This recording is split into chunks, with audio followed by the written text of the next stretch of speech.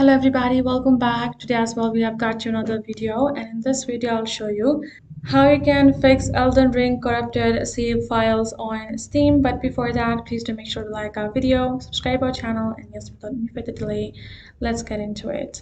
So now I'll be guiding through the solution that you can try on your devices. First, as I mentioned, the first step would be using to save a repair tool, which is finding the tools and to go ahead download the save repair tool on your particular Nexus mode and locate your save file. Once you have located, you simply have to run the tool, launch a particular file that you have just installed, and then enter your Steam ID, the name of the folder containing your save files.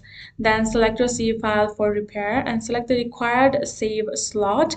Press run and avoid interrupting the script. Once it's done, it shall be done. Next step is manual save file replacement. What you're going to be doing is you're going to back up your save file. So before attempting any changes, back up your save file to a safe location and then find the Elden Ring save file in the same location as mentioned above, the file that we saved. Then you have to simply launch Elden Ring and create a new character, then exit the game.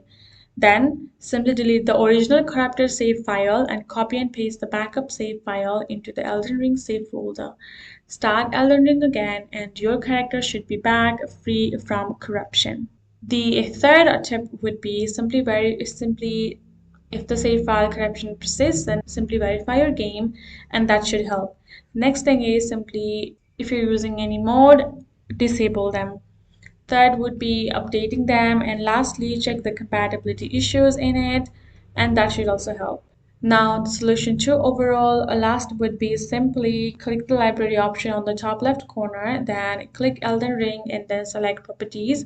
Select local files, verify integrity of game files. Steam will scan for the missing game files and repair the corrupted file. That's how you should be able to save it. Hope this video helped. Thank you so much for watching. I'll see you guys in our next video.